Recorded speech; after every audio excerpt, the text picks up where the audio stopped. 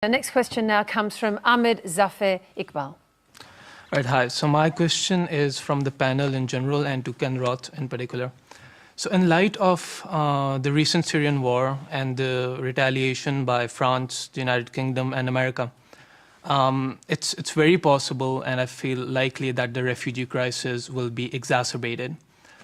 How do you feel about, given the fact that Australia is now on the United Nations Human Rights Council for the first time, do you think Australia should be taking in more refugees and granting a safe haven to more refugees? Thank you. Well, thank you for your question. And it's good that you bring up the refugees because the irony here is that it's much easier to bomb Syria in response to Assad's atrocities than it is to welcome in the refugees who are fleeing those atrocities. And we should do the hard thing. We should really open all of our doors. And I say this not just about Australia, but every wealthy government that has the means should be bringing in far more refugees. If you look right now, the countries in the region, Lebanon today is 25% Syrian refugees.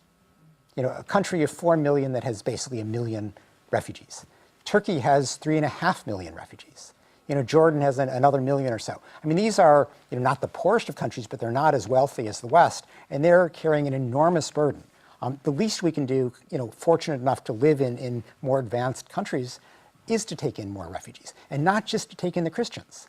What is that message? But to take in anybody in need without regard to their religion. So I'm all for it.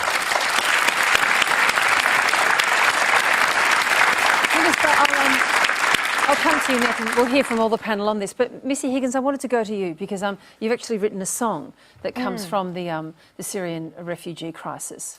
Yeah, I wrote a song called "Oh Canada," which was about or inspired by the photo that was doing the rounds of the world media of Alan Kurdi, who was a 3-year-old Syrian boy who was fleeing his country with his family in order to try and find a safe place to live. And most of us know the story. The boat capsized and the only person surviving from that family was his father, Abdullah Kurdi.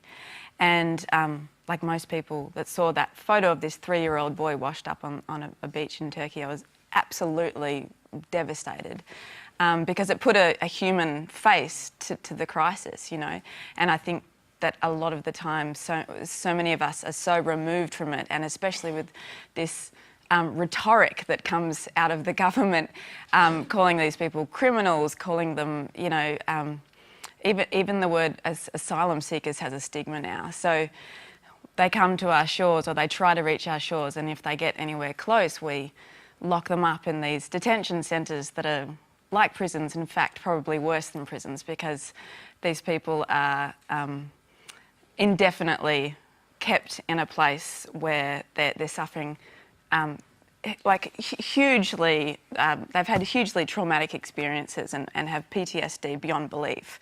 And my father actually volunteers at the Asylum Seekers Resource Centre in Melbourne, and he tells me the most devastating things.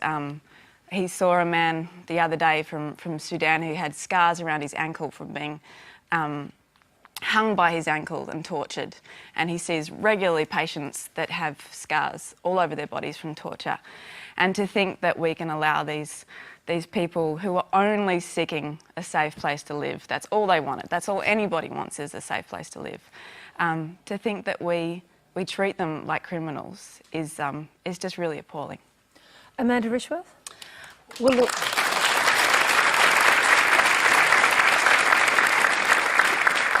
I think we can be more generous and we can accept more refugees. We have probably the most significant number of displaced people around the world, and I do agree with Ken. It needs to be non-discriminatory. We need to see every individual based on their circumstance, their fact, the persecution that they have been fleeing from.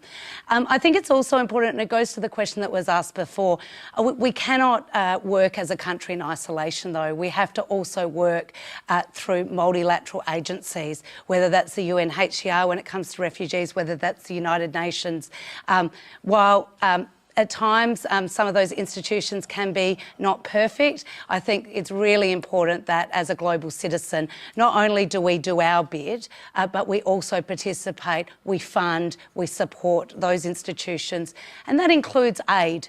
That's aid around the world. We can do better in humanitarian assistance and aid around the world. And yes, there'll be a lot of people leaving Syria, but there'll be also people on the ground that need our support and help as well. Just before I go to the Minister, is there a figure that the opposition is considering in terms of how we would increase our refugee intake in order to take account of the situation in Syria? Well, not directly in relation to Syria, but our policy at the last election was to increase it to 27,000 new, refugee. But I meant whether there was a specific focus and specific thought process around Syrian refugees. Well, not about Syrian refugees, but I think if we look across the world, we're seeing not just Syria, that's obviously very topical today, but we are seeing humanitarian crisis in many places around the world, and we can be more generous. Can I maybe just... Can I just go? I will come back to you, but let me just hear from the Minister, because the question, I will come back to you as well, Graham, but the question was whether Australia should be granting more refugees a safe haven in Australia because of the reality of the situation. Do you think that we should? Well, Australia consistently has the second or third most generous humanitarian intake of any country in the world. And that's been something that's been the case whether it be a coalition government or a Labor government. And I think Australians are very comfortable about that. We also, as you would know, had that additional Syrian intake as well, which is well underway. But we don't, just to jump in there, that's not complete, is it? That's coming in quite slowly, it seems. Oh, it's coming in steadily. But when, I think it was about 12,000, I think, forgive me if I got the figure wrong. How long will it take until they're all in the country? Yeah, I can't give you that figure, but I know that we're well more slowly than people expect or hope. Yeah, no, I think we're well underway to meeting that undertaking that we gave, but. I don't think that there's any inconsistency, just picking up on Missy's point, between being generous when it comes to the humanitarian intake on the one hand, but also making sure that we have secure borders and that we have policies that are not an encouragement to people smugglers to ply their trade, because we know when they do ply their trade and they do prey upon vulnerable people, what we see are significant deaths at sea, and none of us want that to occur. People smugglers are not the problem. I mean, these people that you talk about, people talk about jumping the queue, but there is no queue when you're so desperate that you would risk putting your family on a rickety boat to go to an unknown country where you have no guarantee of actually finding a safe haven. If you're that desperate... Graham Morris, I know you've got something to add here, so go ahead. I'm going to be the odd one out. I'm getting a bit sick of people like Ken, people from overseas, giving us curry about what we should do about refugees, about migrants and about our borders. You know, we've got 190,000 people come here each year, migrants. There are hundreds of thousands of others who queue up, do the right thing, get processed, who want to come here. And you know, we're getting lectures from people overseas saying, hey, you've got to do more. Well, you know, this is that some people are less, that people who queue and do the right thing are somehow or other less worthy than people who turn up elsewhere and come in through the back door. Lissy, I'm going to give it to Ken, but very briefly if I can, Ken. All right. I mean, 2 points. One, people who queue, who are regular migrants, are one thing. People who are facing death and persecution don't have the option to queue. They got to get out. Now, if Australia were serious about trying to save lives at sea, it would set up a processing center in Indonesia, so nobody would have to get on a boat. They could be processed there. Now, in terms of the last point, in terms of generosity, very quick, let me compare it with Canada. We're talking about 12,000. I don't know how long it's taken to get this 12,000. Justin Trudeau said, as an emergency measure, we're going to tack 25,000 on just for our Syrian refugee intake. It took 3 months.